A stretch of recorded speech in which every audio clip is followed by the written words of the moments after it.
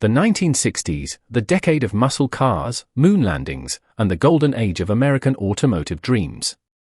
But for every Mustang, Corvette, and GTO, there were disasters. Cars so bad, they stalled in traffic, leaked oil like waterfalls, and rusted before you could make your first payment. Today, we're diving deep into the top 10 worst cars of the 1960s, the flops that embarrassed Detroit, destroyed reputations, and made mechanics rich. Buckle up, or, in some of these cars, try to. The seatbelts didn't always work. Number 10. 1961 Dodge Lancer. When Chrysler tried to compete with the Ford Falcon and Chevy Corvair, they introduced the Dodge Lancer, a small car meant for economy buyers. Unfortunately, it was a disaster from day one. The styling? Awkward. The front looked like it was frowning, and the rear had weird fins that screamed, "I'm from the 1950s, and I don't want to leave." Under the hood was Chrysler's new aluminum slant 6 engine, which was clever in theory but notorious for overheating and warping heads. Drivers complained that it leaked oil within months and vibrated so badly the dashboard rattled loose. Despite being marketed as modern and efficient, the Lancer was overpriced and underpowered. Chrysler quietly dropped it after just 2 years, and replaced it with the Dodge Dart, which actually worked. Number 9. 1960 Edsel Ranger. By 1960, the edsel name was already a punchline. Ford had poured $250 million into launching a new mid-range brand, only to deliver cars that looked like a Bic that got punched in the mouth. The 1960 Ranger was the final gasp, smaller, cheaper, and supposedly re-engineered. In reality, it was just a rebadged Ford Fairlane with a little chrome. Build quality was horrendous. Doors didn't align. Transmission slipped. Electrical systems shorted out. Ford killed the entire edsel line in November 1959, only 2 months into the 1960 model year. Today, it's remembered as one of the biggest corporate failures in automotive history, and the last Ranger models became instant collector jokes. Number 8. 1960 Chevrolet Corvair. The Corvair was Chevrolet's answer to the VW Beetle, a rear-engine, air-cooled compact that promised European flair with American comfort. But in trying to innovate, Chevy built something dangerous. The early Corvairs, 1960 to 1963, used a swing-axle suspension that made the rear end unstable during hard cornering. Without a front stabilizer bar, the rear tires would tuck under, flipping the car during sharp turns.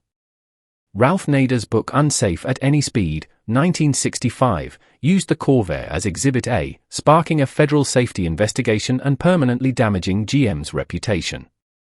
Chevrolet fixed the suspension later, but the damage was done.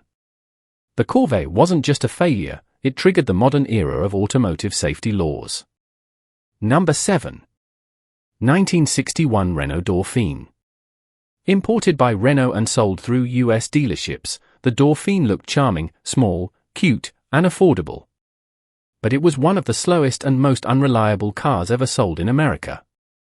With a wheezing 845 cubic centimeters engine making just 32 horsepower, the Dauphine took 32 seconds to go from 0 to 60 miles per hour. That's not a typo. It was also prone to rust faster than any other car on the market, sometimes within a year. Road and Track magazine called it the most ineffective automobile sold in the US. Dealers joked that the car's warranty lasted longer than the car itself. By the mid-60s, Renault pulled out of the American market entirely, leaving thousands of angry customers behind. Number 6. 1960s AMC Rambler Marlin. American Motors tried to go bold with the 1965 Rambler Marlin, a fastback personal luxury car designed to compete with the Mustang and Barracuda. But AMC misunderstood the market completely. The Marlin wasn't sporty, it was heavy, slow, and built on a Rambler platform designed for grocery runs, not racing stripes. Its enormous rear end earned it nicknames like the Whale and the Tuna Boat. Reviewers said it handled like a bathtub on wheels. With just 155 horsepower from its inline-six, it couldn't keep up with the muscle cars it tried to imitate. Sales collapsed, and AMC quietly retired the model after 3 years. Number 5. 1962 Studebaker Lark. Studebaker was America's oldest car maker, but by the 1960s, it was dying. The Lark was their last hope, a compact meant to compete with the Big Three. Unfortunately, it felt 10 years out of date. The styling was plain, the handling was vague, and the engines guzzled oil.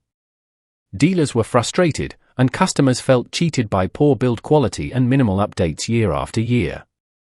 By 1963, the Lark's rust problems became infamous, door panels and floors literally disintegrated. Studebaker shut down its US plant in 1963 and moved production to Canada. By 1966, the brand was gone forever. The Lark didn't just fail, it buried a 114-year-old company. Number 4. 1962 Pontiac Tempest.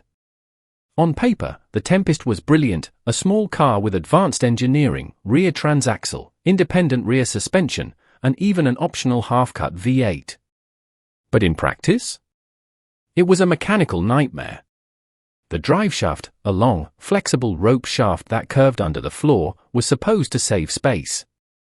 Instead, it caused vibration, heat issues, and endless maintenance headaches. Transmission fluid often leaked directly onto the floorboards. The rear transaxle design made repairs insanely expensive. And when paired with Pontiac's trophy-foot engine, literally half of a V8, it shook the whole car like a blender.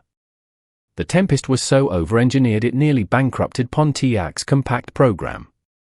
GM replaced it with the much simpler, and far better, Chevy-based Pontiac Lemons. Number 3. 1961 Mercury Comet. The Comet started life as an edsel design, and when that brand collapsed, Ford slapped a Mercury badge on it. It was supposed to be Mercury's compact car, but nobody knew what it was supposed to be. Too small for Mercury buyers, too expensive for Ford buyers. Mechanically, it was plagued with carburetor issues, weak transmissions, and steering that felt disconnected from the road. Its 2.4-litre inline-six produced only 90 horsepower, yet the car weighed nearly 3,000 pounds. By 1963, Mercury tried to restyle it into a sporty Comet S22, but the reputation for poor reliability stuck. The early Comets became symbols of Ford's badge engineering confusion. Number 2. 1964 Amphicar 770. The Amphicar 770 was a German-built amphibious vehicle sold in the US from 1961 to 1967. It could drive on land and motor through water using twin propellers. The idea was brilliant, but the execution was ridiculous. The 1.1-litre Triumph engine barely made 43 horsepower, and on water, the Amphicar topped out at 7 miles per hour. Its steel body wasn't corrosion-resistant, so the water car rusted faster than any land car. Owners joked it was the fastest car on land, and the fastest boat to sink. Maintenance was a nightmare, 2 drivetrains, 2 sets of seals, and constant water leaks. Even President Lyndon B. Johnson owned one, mostly for pranks. He'd drive guests into his Texas ranch lake, pretending the brakes had failed.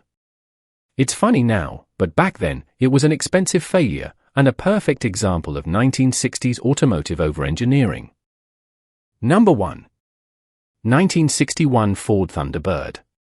The Thunderbird started the decade strong, sleek, powerful, and full of promise. But the 1961 to 63 Squarebird generation became a bloated, unreliable mess that turned the once cool T-Bird into a rolling couch. Ford stuffed it with electric gizmos, power windows, swing-away steering, automatic everything, but quality control was non-existent. Electrical fires, leaking roofs, and malfunctioning hydraulics were common.